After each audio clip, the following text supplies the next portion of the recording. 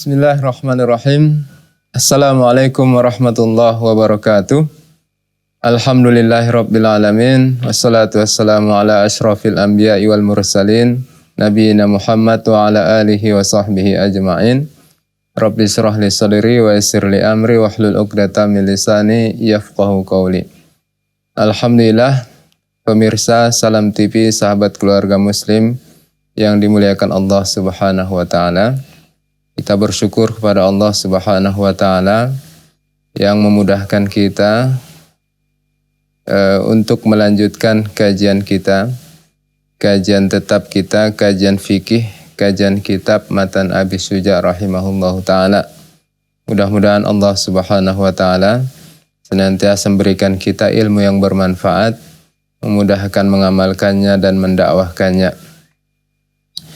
Bapak Ibu pemirsa yang dimuliakan Allah Subhanahu wa taala, pada episode yang lalu kita sudah sampai di pembahasan qadzaf, hukum qadzaf. Qadzaf itu adalah menuduh orang lain, ya, menuduh orang yang beriman melakukan perbuatan tidak senonoh, melakukan perbuatan zina. Orang yang menuduh orang lain melakukan perbuatan zina, maka hukumnya adalah dicambuk sebanyak 80 kali.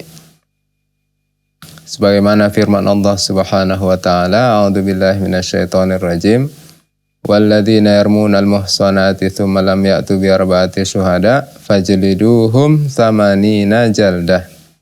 Dan orang-orang yang telah menuduh perempuan-perempuan beriman melakukan perzinahan dan mereka tidak bisa mendatangkan saksi-saksi, ya, 4 orang saksi, maka cambuklah mereka sebanyak 80 kali.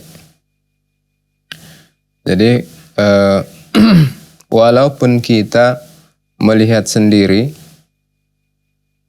sudah terjadi perbuatan zina, tidak boleh kita lancang, ya, menyebar berita tersebut, kejadian tersebut, kalau kita tidak punya saksi, kalau kita tidak punya 4 orang saksi, ya.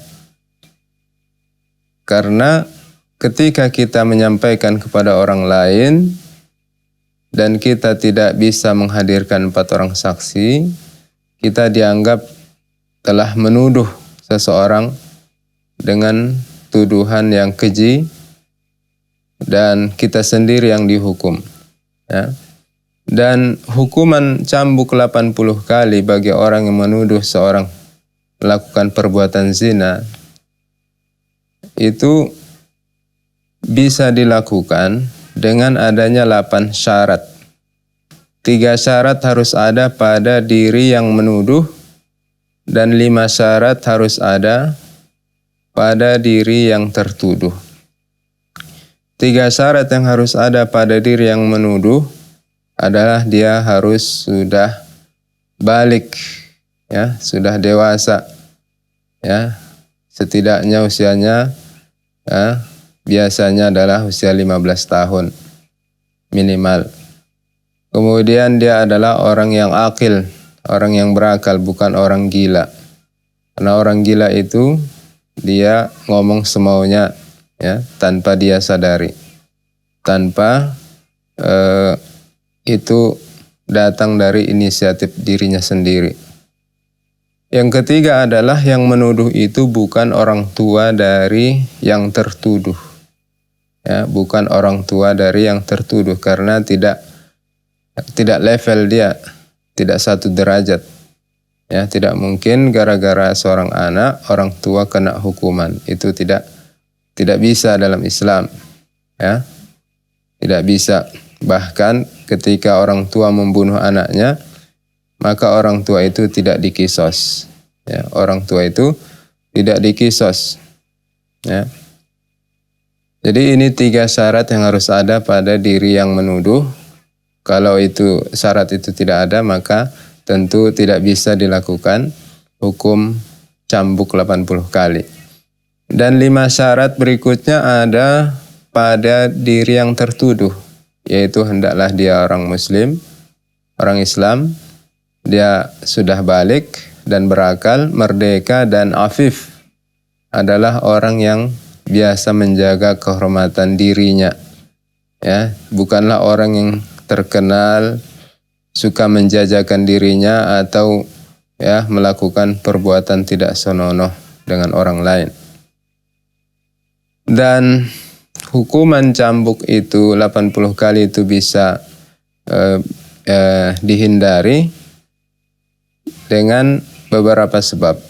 Di antaranya adalah karena orang yang menuduh itu punya saksi, 4 orang saksi, atau dimaafkan oleh orang yang tertuduh, atau bagi seorang suami, ini khusus bagi seorang suami yang menuduh istrinya berzina dengan orang lain, dia melakukan li'an, yaitu dia bersumpah sebanyak 5 kali bahwa dia adalah orang yang jujur, orang yang perkataannya jujur, benar, tidak bohong, bahwa dia menyaksikan bahwa si fulanah istrinya sudah melakukan perbuatan zina.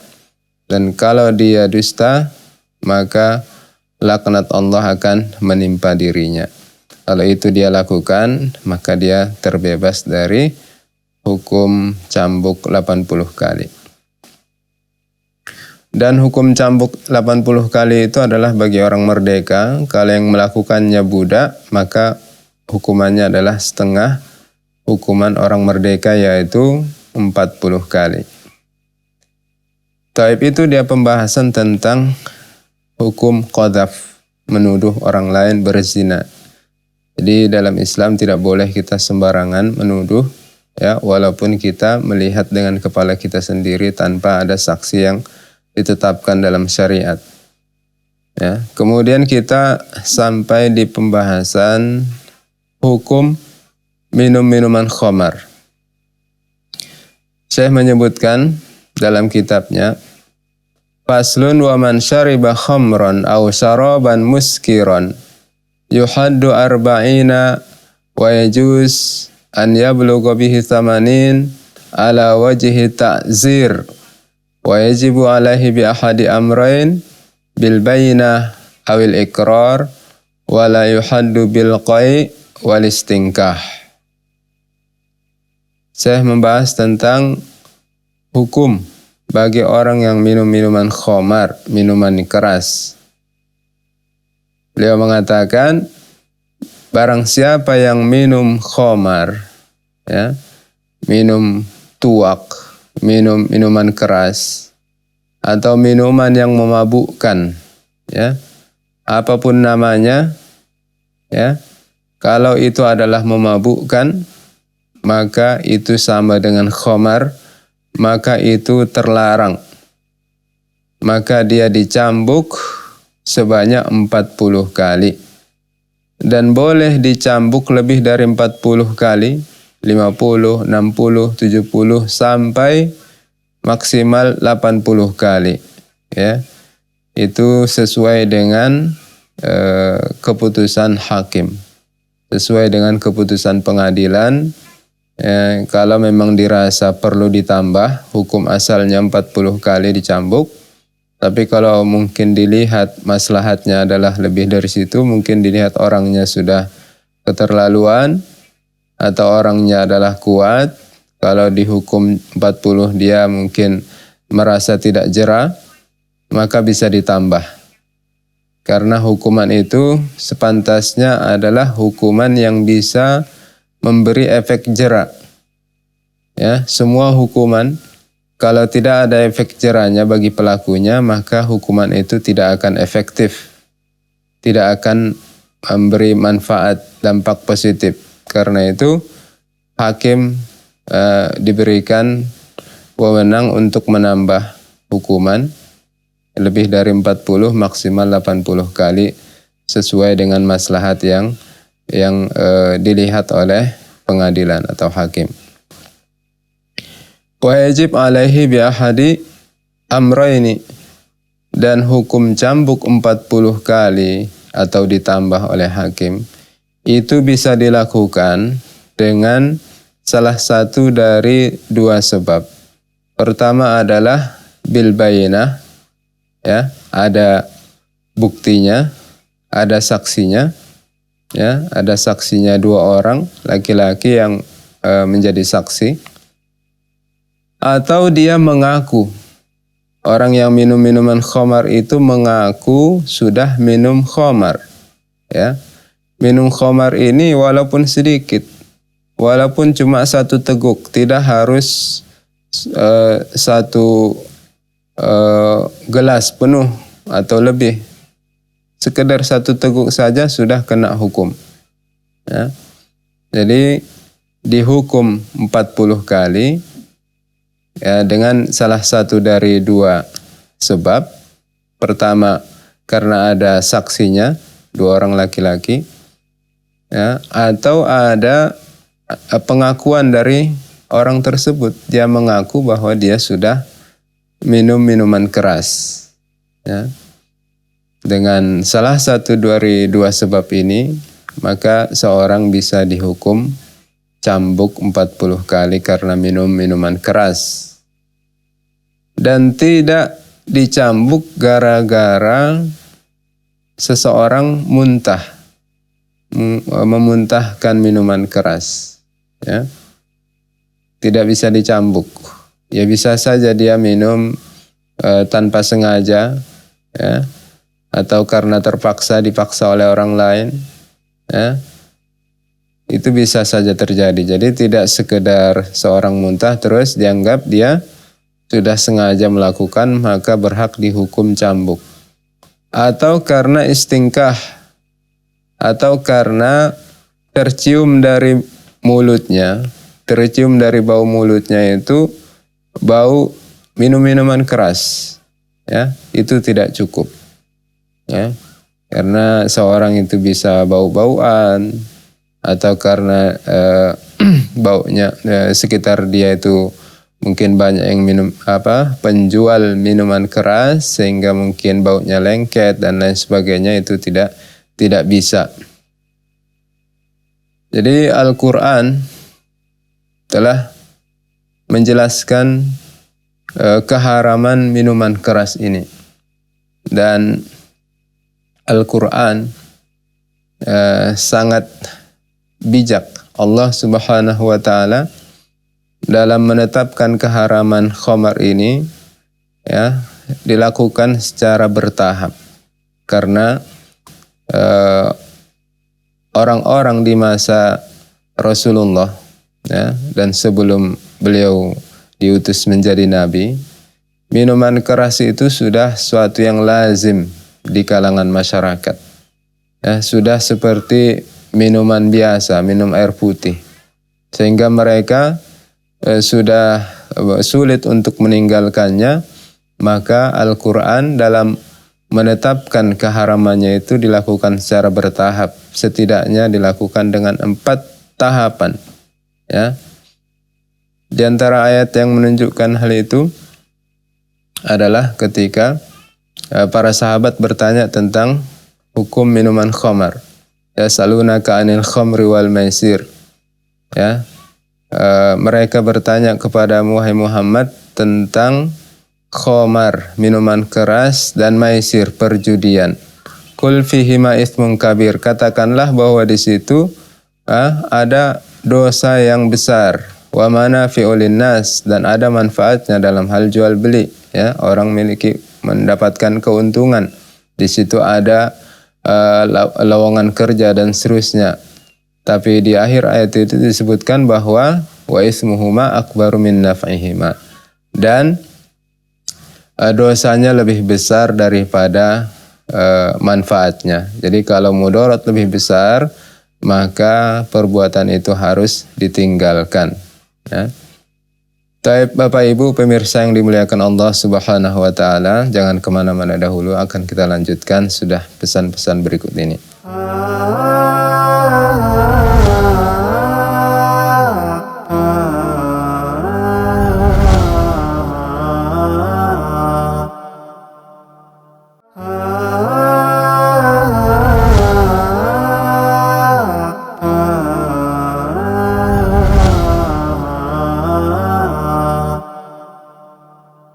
Bismillahirrahmanirrahim. Kita lanjutkan Bapak Ibu pemirsa Salam TV yang dimuliakan Allah Subhanahu wa taala. Tadi kita jelaskan bahwa Allah Subhanahu wa taala yang Maha Pengasih, Maha Penyayang itu dalam mengharamkan khamar itu dilakukan secara bertahap, ya.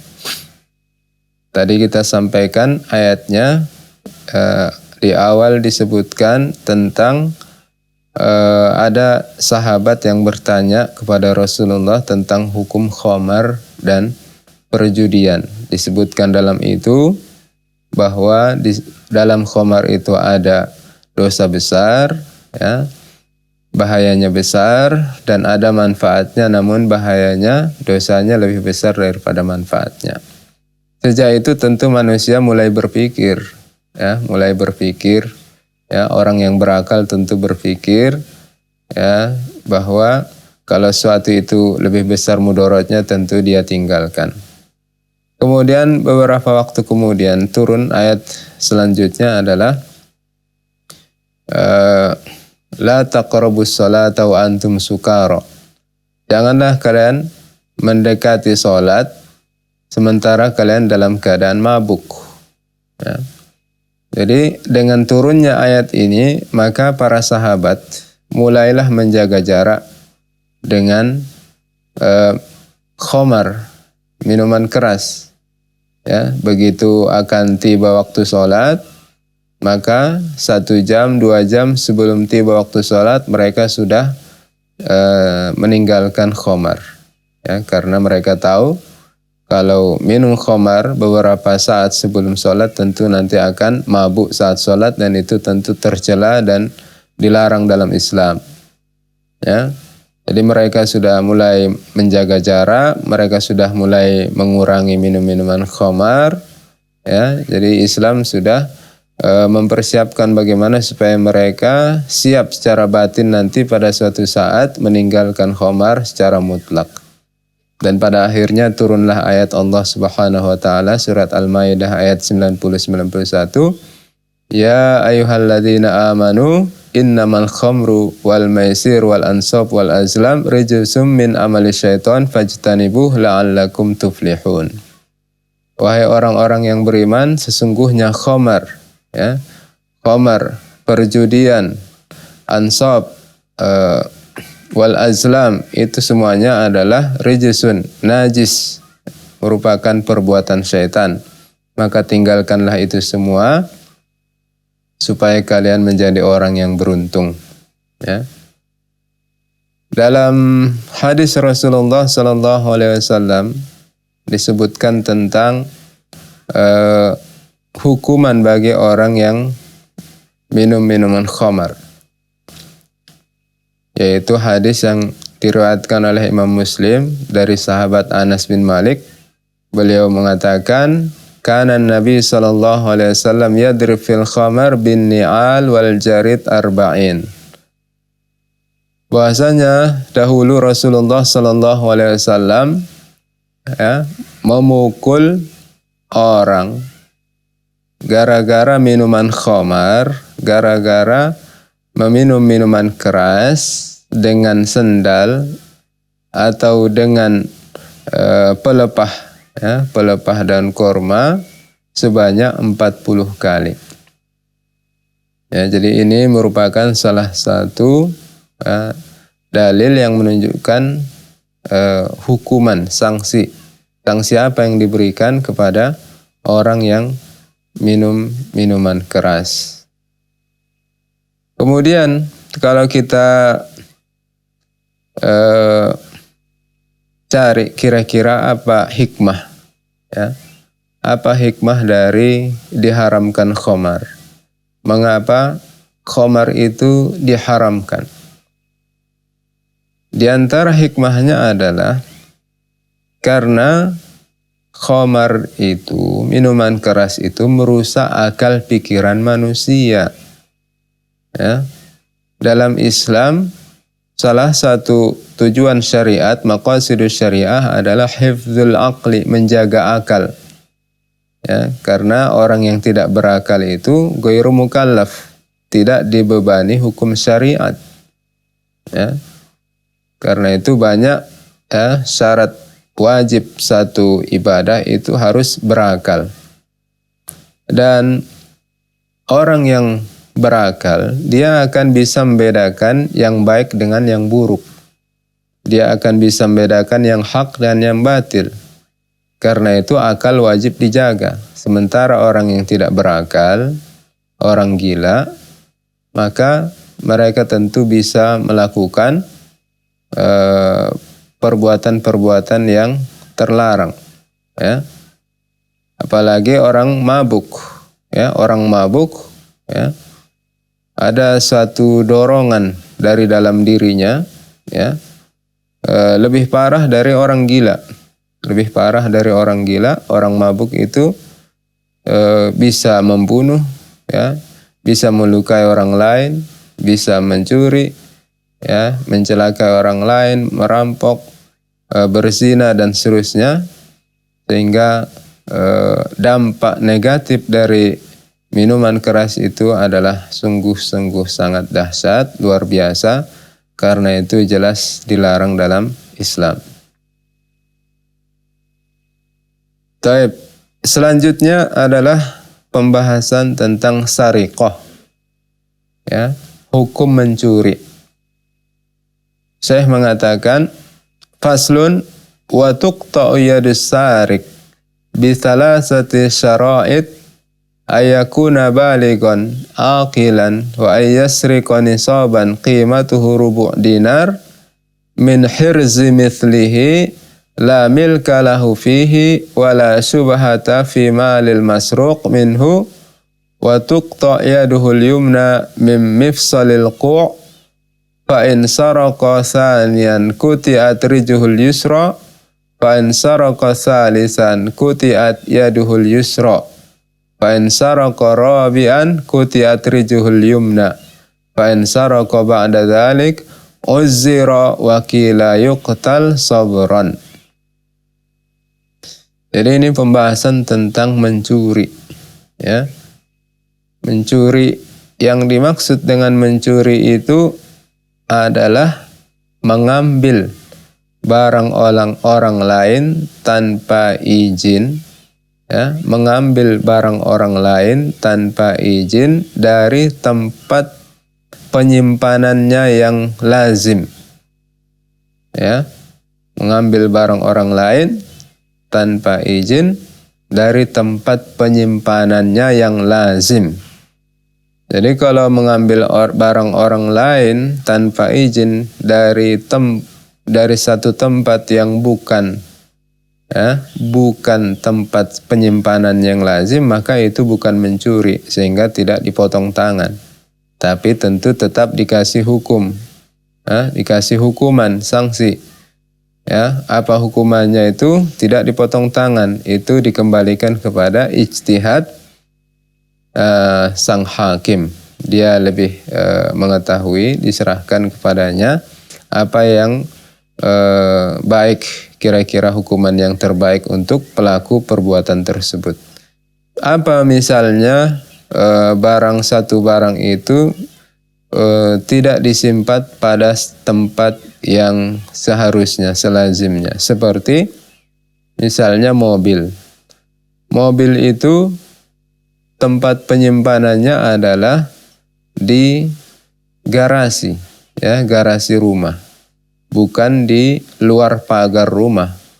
Jadi kalau satu mobil diletakkan di luar pagar rumah, bukan di dalam garasi, kemudian diambil orang, maka pelakunya tidak dipotong tangan, ya, tapi tentu tetap diberikan hukuman, sanksi, ya, sanksinya dikembalikan, diberikan wewenang menentukannya hakim.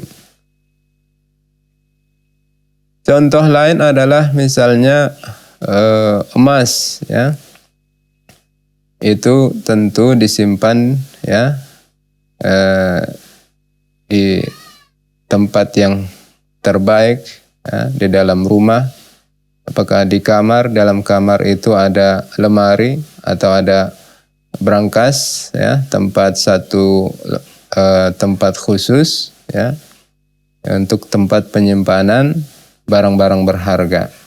Jangan pula diletakkan di meja makan atau di lemari luar, ya, dekat ruang tamu pula. Tentu ini bukan namanya menyimpan barang berharga, tapi ini namanya memancing, ya, memancing maling untuk beraksi. Taib. Jadi tuqta yadus sarik, tangan pencuri itu dipotong. Apa syaratnya? Kapan bisa dipotong? Bithalasati syara'id, dengan 3 syarat. Yang pertama, pencuri itu adalah orang yang balik. Sudah balik. Ya. Biasanya minimal usianya 15 tahun, ya, kalau laki-laki. Kemudian dia adalah orang yang akil, berakal, bukan orang gila. Kemudian yasrik nisoban, dan apa yang dia curi itu sampai 1 nisab, ya, sampai nisab. Apa nisabnya? Qimatuhu rubu' dinar. Nisabnya, ukuran minimal harta barang yang diambil dicuri itu adalah 1/4 dinar. 1 dinar itu berapa? 1 dinar itu adalah 4 gram, ya, 4,25 gram, ya, 4 gram 1/4. Jadi kalau 1/4 dinar berarti kira-kira 1 gram, ya, 1 gram, 0,025, ya, kurang lebih. Jadi kalau kita anggap misalnya 1 gram, ya, 900.000, ya, anggaplah misalnya 1 gram emas itu adalah 900.000. Jadi kalau seseorang mencuri 1 juta, ya, senilai 1 juta, berarti sudah sampai nisabnya. Kalau dia ambil barang tersebut dari tempat penyimpanan yang lazim, yang seharusnya, maka pencurinya itu sudah berhak untuk dipotong tangannya. La milka lahu fihi, tapi syaratnya juga bahwa pencuri itu memang sama sekali tidak ada sedikit pun, ya, hak dia pada barang yang dia ambil itu, ya. Jangan pula seorang yang punya hak, ya, di situ terus langsung dipotong tangannya. Tidak. Seperti siapa? Seperti orang tua, ya. Orang tua itu memiliki hak dari harta anaknya. Karena dalam suatu hadis diriwayatkan bahwa Rasulullah SAW berkata kepada seorang sahabat, "Anta wa maluka li abika." Kamu dan hartamu adalah milik orang tuamu. Jadi orang tua kalau mengambil harta anaknya itu tentu tidak dipotong tangannya. Atau orang yang punya hutang, ya, si Ahmad, ya, telah meminjami uang, ya, misalnya 500.000 untuk membeli sesuatu barang, ya, meminjami si Mahmud, ya, kemudian Ahmad mengambil barang tersebut, ya, tanpa izin si Mahmud, dia curi dari tempat penyimpanannya, dan ini tentu tidak dipotong tangan si Ahmad karena dia memiliki hak dalam barang tersebut, ya, walaupun statusnya adalah utang, ya. Taib, Bapak Ibu pemirsa, kita akan lanjutkan sesudah pesan-pesan berikut ini.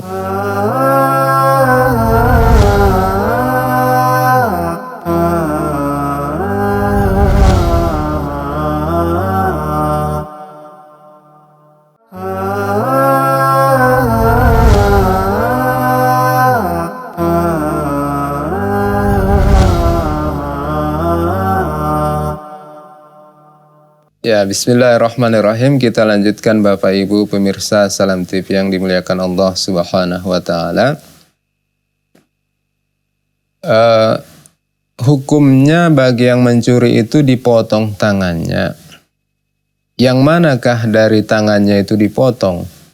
Atau apakah dari awal pangkal lengannya, atau di siku-sikunya, atau di sini dekat telapak tangannya, pergelangan tangan.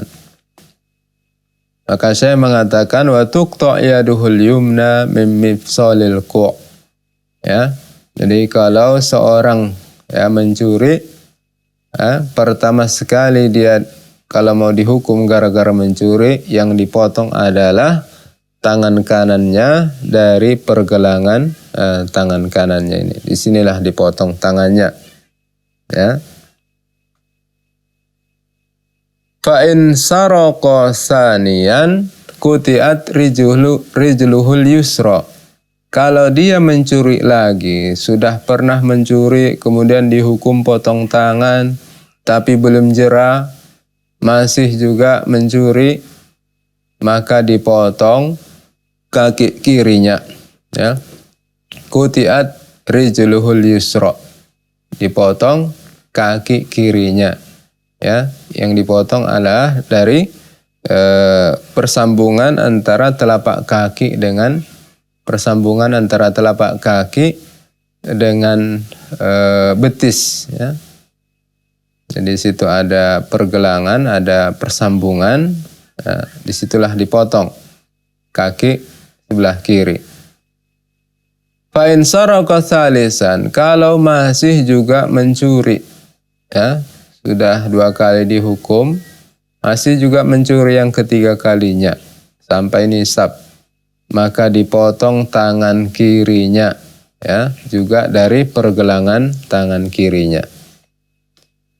Kalau masih juga mencuri yang keempat kali, fa in saraka rabi'an quti'at rijlul yumna, maka dipotonglah, ya, kaki kirinya kaki kanannya. Fa in saraka ba'da dzalika uzir, dan kalau masih tetap mencuri, ya, sudah dipotong tangan kanannya, kaki kiri, tangan kiri dipotong juga yang ketiga kali, kemudian yang keempat kali masih mencuri juga dipotong kaki kirinya, maka kata saya adalah ditakzir, diberikan hukuman, ya, hukuman lain, apakah di penjara, ya, ataukah didenda, atau kata Syekh qila yuqtal, ya. Dalam satu riwayat ada satu hadis yang menyebutkan bahwa Rasulullah membunuh orang yang mencuri, sudah dipotong tangannya sampai 4 kali kena hukuman potong, tapi tetap mencuri. Kemudian dalam hadis itu dikatakan bahwa Rasulullah membunuh orang tersebut, menetapkan hukuman baginya untuk hukum bunuh. Namun para ulama berselisih tentang hadis tersebut. Ada yang mengatakan mansukh, ada yang mengatakan dhaif. Ya. Ala kulli hal, jadi kalau masih tetap melakukan pencurian, maka dia juga tetap berhak untuk dihukum, maka hukumannya diserahkan kepada hakim yang diberikan wewenang untuk menentukan, mencari hukuman apa yang tepat sehingga orang tersebut jera, kapok, tidak lagi mengulangi perbuatannya tersebut. Jadi dalam Al-Quran, ya, menjelaskan tentang hukuman bagi yang mencuri, bagaimana disebutkan dalam surat Al-Maidah ayat 38, was-sariqu was-sariqatu faqta'u aydiyahuma jazaa'an bima kasaba nakalam minallah wallahu azizun hakim. Dan pencuri laki-laki, pencuri perempuan, maka potonglah 2 tangan mereka jazaa'an bima kasaba, sebagai hukuman atas apa yang mereka lakukan, ya, hukuman dari Allah Subhanahu wa taala, dan Allah itu Maha Agung dan Maha Bijaksana. Dalam hadis yang sahih diriwayatkan oleh Imam Bukhari dan Muslim, diterima dari sahabat yang mulia Abu Hurairah, bahwa Rasulullah sallallahu alaihi wasallam bersabda, "La'anallahu as-sariqa yasriqul baydah fatuqta yaduhu wa yasriq al-habal fatuqta yaduhu." Allah Subhanahu wa taala melaknat ya orang yang mencuri. Dia mencuri ya sebuah telur, ya sebiji telur. Maka gara-gara itu dipotong tangannya. Wa yasriq, dan dia mencuri tali, gara-gara itu dipotong tangannya. Ya. Tentu sebagaimana syarat yang disebutkan tadi, bahwa sampai nisabnya. Mencuri telur, ya telur yang sampai tentu nisabnya. Begitu juga tali, ya nilainya, harganya sampai nisab, ya yaitu 1/4 dinar, ya 1/4 dinar, kurang lebih 1 gram emas, ya lebih sedikit. Jadi Bapak Ibu yang dimuliakan Allah Subhanahu wa taala, jadi dalam Islam mencuri itu sangat-sangat tercela. Ya, sangat-sangat tercela. Karena mencuri itu adalah mengambil barang orang lain. Ya, bukan miliknya. Ya, orang yang mencuri itu berarti di situ ada unsur malas, malas bekerja, malas mencari rezeki. Ya, di situ juga ada unsur tidak yakin dengan janji Allah Subhanahu wa taala yang Maha memberi rezeki, Maha Pemurah, bahwa semua makhluk di atas bumi ini sudah Allah jamin rezekinya. Ya, tidaklah orang itu mencuri kecuali karena malas atau karena akidahnya, ya, karena akidahnya menyimpang. Ya. Seorang itu, orang beriman tentunya dia tidak ragu bahwa Allah Subhanahu wa taala itu Maha Pemberi, Maha Pemurah, Maha memberi rezeki. Jangankan orang beriman, orang kafir saja Allah beri rezeki. Bagaimana pula orang yang beriman? Tinggal lagi kita mau tidak berusaha. Karena orang beriman itu, ya, selain dia yakin dengan janji Allah, dia banyak berdoa mengharap kepada Allah, dia juga berikhtiar, berusaha semaksimal mungkin, bekerja, ya. Dan tentu sudah itu bertawakal kepada Allah Subhanahu wa taala. Dan dalam Islam, orang yang makan dari makanan yang haram itu adalah neraka tempatnya. Dalam satu hadis Rasulullah sallallahu alaihi wasallam, ya, kullu lahmin nabata min sukhtin fannaru aula bihi. Setiap, ya, daging yang tumbuh dari makanan yang haram, maka tempatnya adalah neraka. Naudzubillah min zalik.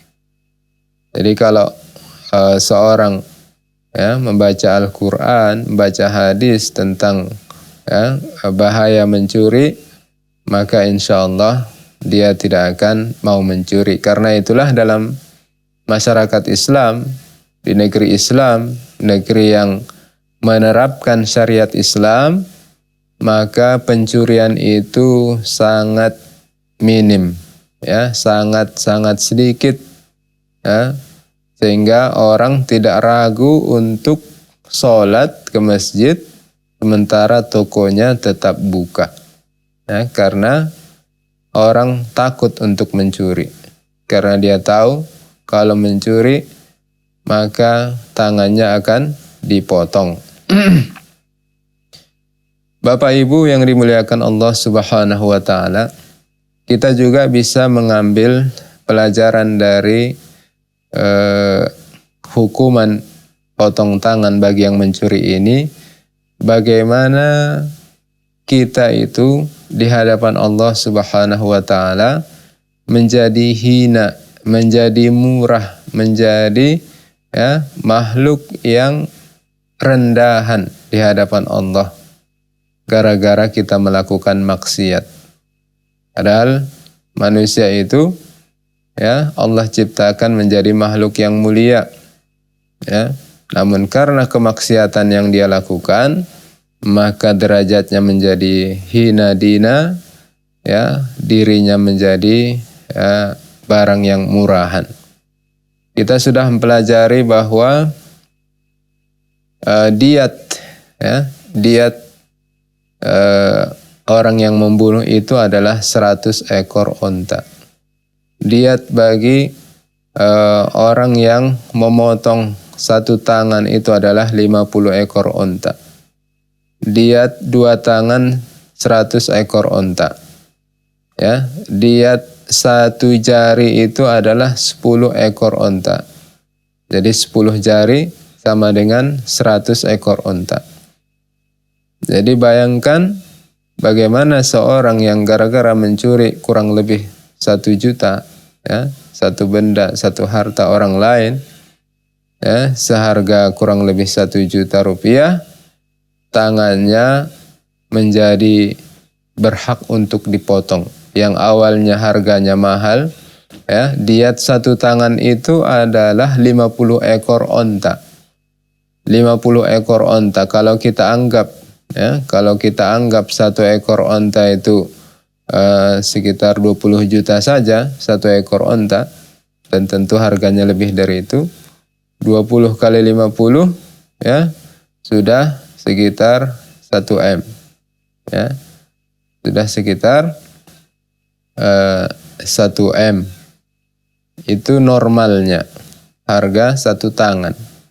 Tapi gara-gara bermaksiat, tangan yang mahal itu, tangan yang mulia itu menjadi murahan di hadapan Allah Subhanahu wa taala, sehingga berhak untuk dipotong gara-gara dia bermaksiat. Begitulah mungkin kita di hadapan Allah Subhanahu wa taala. Kita akan mulia di hadapan Allah Subhanahu wa taala ketika kita dekat dengan Allah, ketika kita melaksanakan syariat Allah, ketika kita istiqomah di jalan Allah Subhanahu wa taala, dan kita akan hina dina di hadapan Allah Subhanahu wa taala, bahkan tidak ada harganya sama sekali ketika kita melenceng dari syariat Allah, ketika kita bermaksiat kepada Allah Subhanahu wa taala.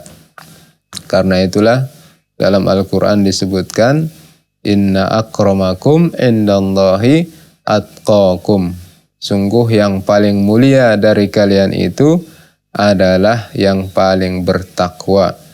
Dalam hadis Rasulullah sallallahu alaihi wasallam disebutkan, kullu bani Adam